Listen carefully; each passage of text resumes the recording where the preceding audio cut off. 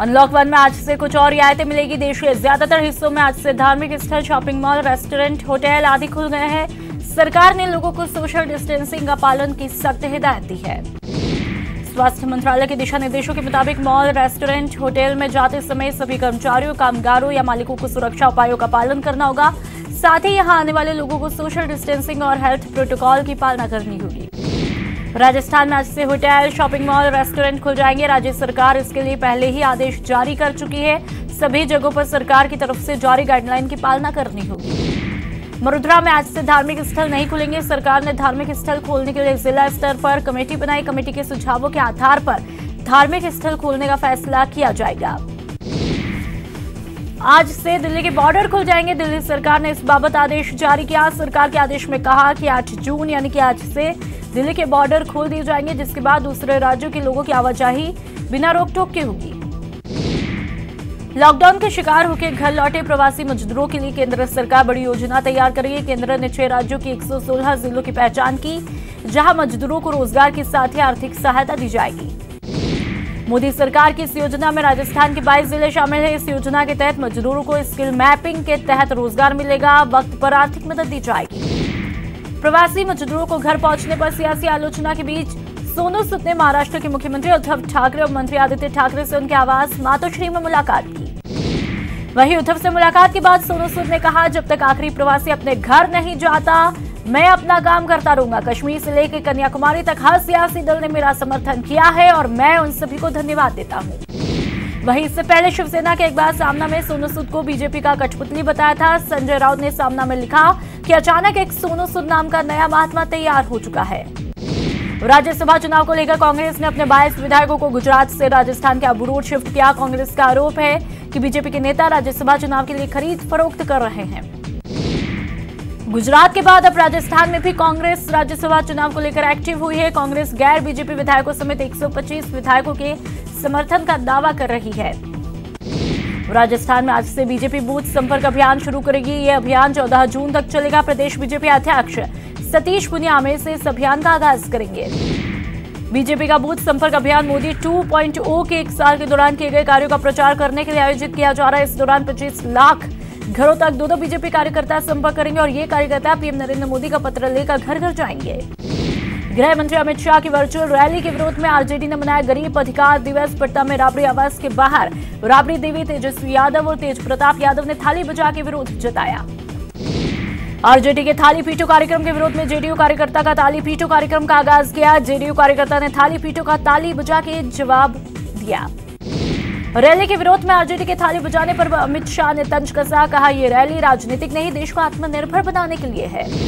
श्री गंगानगर की केसरी सिंहपुर थाना क्षेत्र से दिल दहलाने वाली घटना सामने आई, जहां पर एक शख्स ने पत्नी और बेटी की हत्या करके मौके से फरार हुआ। हत्या के पीछे की वजह पारिवारिक कलेश बताया जा रहा है। जानकारी के बाद पुलिस मौके पर पहुंची और मामले की छानबीन में जुटी है। श्री कृष्ण पर आपत्तिजनक टिप्पणी करने के आरोप में कथावाचक मुरारी बापू के खिलाफ जयपुर के कालवाड़ थाने में मामला दर्ज हुआ। आपत्तिजनक टिप्पणी का वीडियो सोशल मीडिया पर तेजी से वायरल हो रहा है। देश में कोरोना के मामलों में तेजी से उछाल आया। 24 घंटे में कोरोना के करीब 10,000 नए मामले सामने आए, जबकि 287 लोगों की मौत हुई है। देश में अब तक संक्रमण के कुल मामलों की संख्या 2,86,046,657 हुई। वहीं मरने वालों का आंकड़ा 6,929 पहुंचा और इलाज के बाद 1,19,073 लोग कोरोना वायरस के संक्रमण से मुक्त हुए हैं। देश में कोरोना से सबसे ज्यादा प्रभावित महाराष्ट्र में मरीजों का आंकड़ा 82,000 के पार पहुंचा है। यहाँ पर कोरोना से 2,969 लोगों की जान गई है। दिल्ली में भी कोरोना का विस्फोट जारी। यहाँ पर 27,500 के पार मरीजों का आंकड़ा पहुंचा। 761 लोगों की अब तक कोरोना से जान गई है। तो गुजरात में भी कोरोना मरीजों की संख्या 19,500 के पार। अब तक 1,219 लोगों की जान गई। बिहार में कोरोना का कहर जारी है। संक्रमितों की संख्या 5,000 के पार पहुंची। अब तक 5,070 लोग पॉजिटिव पाए गए। झारखंड में कोरोना संक्रमितों की संख्या 1,100 के पार पहुंची। यहाँ पे 24 घंटों में 73 नए पॉजिटिव मरीज मिले। कोरोना पॉजिटिव मरीजों की संख्या 1,103 हुई। राजस्थान में कोरोना के मामले तेजी से फैल रहे। 24 घंटे में 262 नए मामले सामने आए। वहीं कुल मरीजों का आंकड़ा 10,599 हुआ। जयपुर में कोरोना मरीजों की संख्या 2,226 पहुंची, जबकि 112 लोगों ने अब तक जान गंवाई। वहीं इलाज के बाद 1,657 लोगों को डिस्चार्ज किया गया। राजस्थान में कोरोना मरीजों की रिकवरी रेट 73.24% पहुंची। स्वास्थ्य मंत्री रघु शर्मा ने बताया, प्रदेश में कोरोना मरीज तेजी से रिकवर कर रहे हैं। कोटा में कोरोना पॉजिटिव मरीजों के आंकड़ों में लगातार बढ़ोतरी देखी जा रही। 3 मरीजों की जांच रिपोर्ट कोरोना पॉजिटिव पाई गई है। सिरोही के माउंट आबू में कोरोना ने दस्तक दी। पहला पॉजिटिव मामला माउंट आबू में देखने को मिला, जिसके बाद प्रशासन ने कंटेनमेंट जोन बनाने की तैयारियां शुरू की। सवाई माधोपुर जिले के गंगापुर सिटी में लगातार कोरोना के मामले मिल रहे हैं, जिसके चलते कई इलाकों को जीरो मोबिलिटी क्षेत्र घोषित किया है। कोटा की वल्लभबाड़ी कॉलोनी के लोगों को कर्फ्यू से बड़ी राहत मिली। कॉलोनी में संक्रमित पोस्टमैन मिलने के बाद 100 मीटर के दायरे में कर्फ्यू लगा दिया था। सवाई माधोपुर जिले में कोरोना का ग्राफ लगातार बढ़ता जा रहा है। एक बार फिर गंगापुर सिटी निवासी 70 साल के बुजुर्ग में कोरोना संक्रमण की पुष्टि हुई है। सवाई माधोपुर जिले में कोरोना संक्रमित रोगियों का आंकड़ा अब 40 तक जा पहुंचा।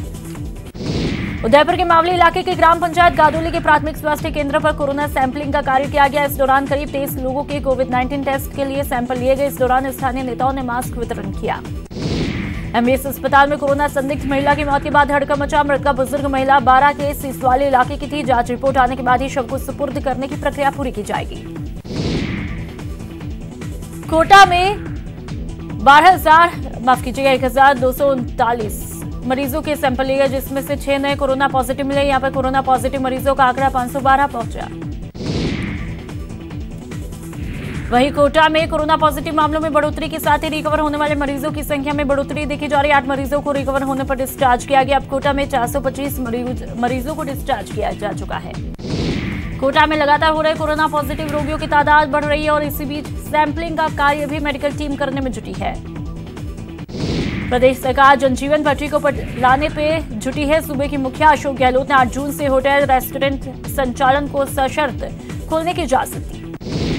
जालोर चेन्नई समेत आसपास के जिलों के प्रवासियों को लेकर स्पेशल ट्रेन रविवार को जालोर पहुंची, जिससे जालोर और अन्य पड़ोसी जिलों के लगभग 810 प्रवासी उतरे।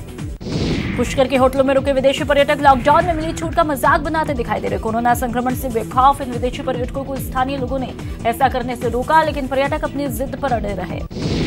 भरतपुर में लॉकडाउन के चलते बसों की आवाजाही बंद है, जिससे दुकानदारों को काफी परेशानियों का सामना करना पड़ रहा है। मिठाई फलों की ढकेल लगाने वाले दुकानदारों की रोजी रोटी पर सबसे ज्यादा असर पड़ा। भरतपुर में कई दिनों बाद सब्जी की बिक्री शुरू हुई। सब्जी दुकानदारों ने पूरी तरह से एहतियात बरतते हुए ग्राहकों को सब्जी बेची। भरतपुर में कोरोना का कहर बढ़ने के साथ ही लोगों में राशन लेने की होड़ मची। यहां पर महाकर्फ्यू के दौरान बंद हुई दुकान खुलते हुए उपभोक्ता रसद की दुकानों पर पहुंचे, जहां पर खाद्य सुरक्षा के तहत राशन मुफ्त में वितरित किया गया। भरतपुर में महाकर्फ्यू के 5वें दिन जिला प्रशासन ने राहत दी, जिसके चलते आज से बाजार खुले। बाजार में कई दिनों बाद रौनक देखने को मिली। कोटा में यूडीएच मंत्री शांति धारीवाल के आह्वान पर युवाओं की टीमों ने पूरे लॉकडाउन में अपनी महत्वपूर्ण भूमिका अदा की, जिसके चलते युवा कोरोना योद्धाओं का सम्मान किया गया। धौलपुर अस्पताल के डॉक्टर और सफाई कर्मचारी संघ ने कर्मचारी संघों का माल्यार्पण करके उनका सम्मानित किया गया। सवाई माधोपुर जिले के चौथ का बरवाड़ा कस्बे में इन दिनों स्वच्छ बरवाड़ा मिशन चलाया गया, जिसके तहत कई दिनों पहले जहां पर तालाब की साफ सफाई की जा रही है, वहीं बरवाड़ा मिशन की टीम ने नंगे पैर घूमने वाले बच्चों को चप्पलें बांटी। कोरोना महामारी से बचाव के लिए जन जागरण अभियान चलाया गया। भाजयुमो जोधपुर की तरफ से मास्क और सैनिटाइजर साबुन वितरण का कार्यक्रम किया गया। पूर्व संसदीय सचिव जितेंद्र कोटवाल द्वारा सवाई माधोपुर जिले पहुंचे और प्रवासियों को एक बार फिर से खाद्य सामग्री के किट वितरित किए। भरतपुर बीजेपी ग्रामीण मंडल डी के कार्यकर्ताओं ने ग्रामीण क्षेत्र में कोरोना से बचाव को लेकर जन जागृति कार्यक्रम चलाया। उदयपुर के लसाड़िया इलाके के पदाधिकारियों ने सामुदायिक स्वास्थ्य केंद्र में सैनिटाइजर डिस्पेंसर मशीन भेंट की। जैसलमेर के गड़ीसर सरोवर में युवाओं ने सफाई अभियान चलाया, जिसके तहत वहां पर फैली गंदगी को साफ किया गया। मध्य प्रदेश के राष्ट्रबारा जिले के शहबाद क्षेत्र में रेत का अवैध कारोबार जारी है। बजरी माफिया स्थानीय प्रशासन और खनिज विभाग की मिलीभगत से इस कारोबार को धड़ल्ले से अंजाम दे रहे हैं। टोंक में एसआईटी की टीम बजरी माफियाओं के खिलाफ कार्रवाई तेज कर दी। कलेक्टर के शर्मा के निर्देश के बाद एसआईटी ने 9 डंपर और रैकी में शामिल 2 कारों को सीज किया है।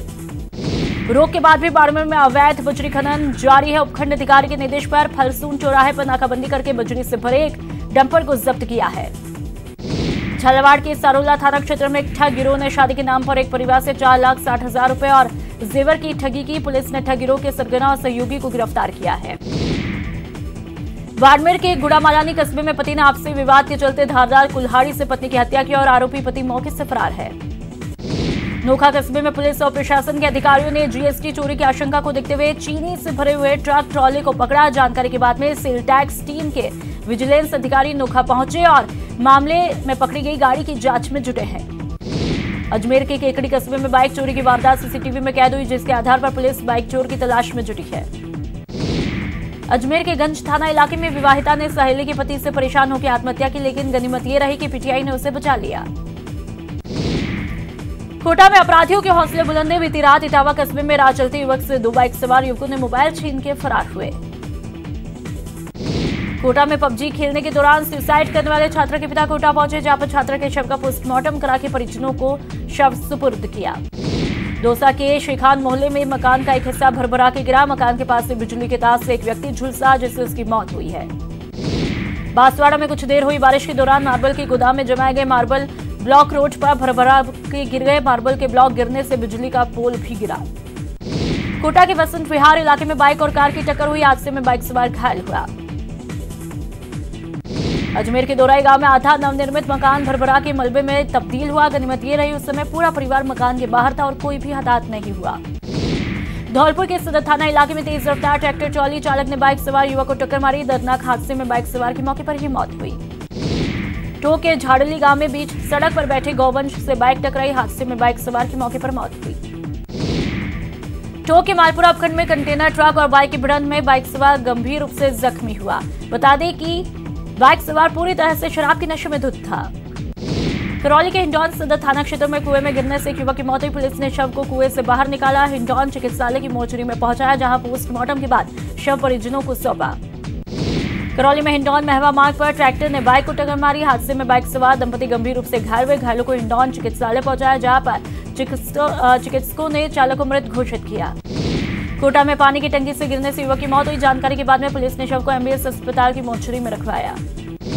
जोधपुर के सरदारपुरा में करिश्मा फुटवेयर शोरूम में अचानक से आग लगी। आग लगने के पीछे शॉर्ट सर्किट बताया जा रहा है। लोकसभा स्पीकर ओम बिरला ने अपने 5 दिवसीय दौरे के दौरान कोटा प्रवास जन सुनवाई की। इस दौरान उन्होंने व्यापारियों और बैंक कर्मियों के साथ में आर्थिक हालातों पर चर्चा की। राजस्थान बेरोजगार एकीकृत महासंघ ने राज्य सरकार से ऊर्जा विभाग में तकनीकी सहायकों की भर्ती करने की मांग की। महासंघ ने सीएम को सोशल मीडिया के जरिए ट्विटर पर ज्ञापन भेजा। अजमेर के किशनगढ़ में एक बार फिर टिड्डी दल ने हमला बोला। हजारों की तादाद में टिड्डियां पाटन गांव में मंडराने लगी। देखते देखते फसलों को चौपट किया। कोटा में टिड्डी दल ने आतंक मचाया। रामगंज मंडी उपखंड क्षेत्र में टिड्डी दल खैराबाद इलाके में मंडराता हुआ दिखाई दिया। धौलपुर बीजेपी को लंबे इंतजार के बाद नया जिला अध्यक्ष का चेहरा मिला। जयपुर बीजेपी मुख्यालय से पूर्व जिला मंत्री और सराफा और स्वर्णकार संघ के जिला अध्यक्ष श्रवण वर्मा को बीजेपी का जिला अध्यक्ष नियुक्त किया गया। कोटा में बीजेपी कार्यकर्ता ने हस्ताक्षर अभियान चलाकर राज्य सरकार से 3 महीने के बिजली के बिल माफ करने की मांग की। बाड़मेर के चौटन कस्बे में सरकारी सुविधाएं तालों में कैद होती जा रही है। 2 सालों से यहां की एक्सरे मशीन की सुविधा पर ताला लगा है। अलवर में श्री अमरनाथ बर्फानी सेवा समिति और अर्चना फाउंडेशन की तरफ से रक्तदान शिविर का आयोजन किया गया। कोटा में सामाजिक दूरी और सैनिटाइजेशन की पालना करते हुए बसंत विहार इलाके में थैलीसीमिक बच्चों के लिए रक्तदान शिविर का आयोजन किया गया। अजमेर में संत निरंकारी चैरिटेबल फाउंडेशन की तरफ से शिविर आयोजित किया गया, जिसमें सैकड़ों रक्तदाताओं ने रक्तदान किया। डूंगरपुर जिला परिषद सीईओ दीपेंद्र सिंह राठौड़ सिमलवाड़ा पंचायत समिति क्षेत्र के दौरे पर रहे। इस दौरान सिंह ने पंचायत समिति क्षेत्र की पंचायतों का दौरा करते हुए मनरेगा कार्यों का निरीक्षण किया। करौली में अमृत योजना के तहत हिंडौन सिटी में सीवरेज ट्रीटमेंट प्लांट 2 का उद्घाटन किया। सांसद मनोज राजौरिया ने सीवरेज ट्रीटमेंट प्लांट का उद्घाटन किया। राजस्थान बेरोजगार एकीकृत महासंघ ने राज्य सरकार से ऊर्जा विभाग में तकनीकी सहायकों की भर्ती करने की मांग की। महासंघ ने मुख्यमंत्री को सोशल मीडिया पे ज्ञापन भेजा। जोधपुर में एक बूढ़े सांड को खुर बढ़ने की समस्या से मुक्ति दिलाई। दरअसल सांड के पांव के खुर बढ़ जाने के कारण उसके चलने फिरने में तकलीफ हो रही थी। गुजरात के सूरत में जोरदार बारिश से आम जनजीवन ठहर गया। पानी के चलते सड़कों में जलजमाव की स्थिति पैदा हुई। दिल्ली एनसीआर के कई इलाकों में झमाझम बारिश हुई, जिससे लोगों को गर्मी से राहत मिली। कोटा में प्री मानसून मेहरबान हो रहा है। मौसम विभाग के मुताबिक कोटा में 15.4 mm बारिश हुई। ऐसे में क्षेत्र के लोग मानसून में अच्छी बारिश होने की उम्मीद कर रहे हैं। गर्मी के मौसम में जयपुर में रिमझिम बारिश का दौर चला और हल्की बूंदाबांदी के बीच आसमान में इंद्रधनुष ने अपनी छटाई बिखेरी। सवाई माधोपुर के गंगापुर सिटी कस्बे में भीषण गर्मी के दौरान ही अचानक से मौसम का मिजाज बदला और 1 घंटे तक झमाझम बारिश हुई। अजमेर में दिन भर की तेज धूप के बाद शाम होते हुए अचानक मौसम ने करवट ली। आसमान में काले बादल छाए, जिसके बाद बारिश हुई। करौली में झमाझम बारिश से जहां लोगों ने गर्मी और उमस से राहत ली, तो वहीं सपोटरा कस्बे में मुख्य सड़क मार्ग पर पानी भरने और नालियों की सफाई नहीं होने से लोगों को परेशानियों का सामना करना पड़ा। उदयपुर में पिछले 2 दिनों से रुक रुक कर बारिश होने का दौर बना हुआ है। कभी एकदम तेज धूप तो कभी धीरे या मूसलाधार बारिश देखने को मिल रही है। भरतपुर में एक बार फिर से गर्मी से आमजन परेशान है। यहां पर कल से ही गर्मी अपने कड़े तेवर दिखा रही है।